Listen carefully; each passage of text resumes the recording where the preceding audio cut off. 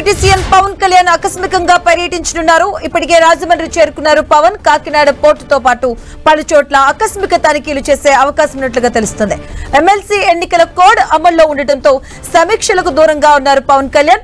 2 రోజుల క్రితం కాకినాడ పోర్టులో అక్రమ రేషన్ బియ్యం పట్టుకున్నారు కలెక్టర్, సివిల్ సప్లై అధికారులు. దీంతో పవన్ కాకినాడ సడన్ టూర్ ఆసక్తికరంగా మారింది. ఇదే అంశానికి సంబంధించిన పూర్తి అప్డేట్స్ మా కరెస్పాండెంట్ సతీష్ అందిస్తారు. సతీష్, కొద్దిసేపటి క్రితమే Andhra Pradesh deputy CM Pawan Kalyan Rajahmundry airport కు చేరుకున్నారు. రోడ్డు మార్గంలో కాకినాడ పోర్టుకు అయితే మాత్రం బయలుదేరారు. ఈ రోజు కాకినాడ పోర్టు పరిసర ప్రాంతంలో ఆకస్మిక తనిఖీలు అయితే మాత్రం పవన్ కళ్యాణ్ నిర్వహించనున్నారు.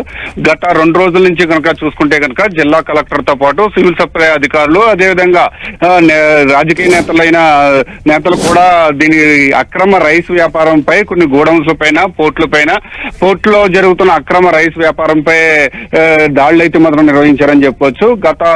ఈ నెల 27వ తేదీన జిల్లా కలెక్టర్ సుమారుగా ఒక షిప్ కు సంబంధించి 640 టన్నుల అక్రమ రైస్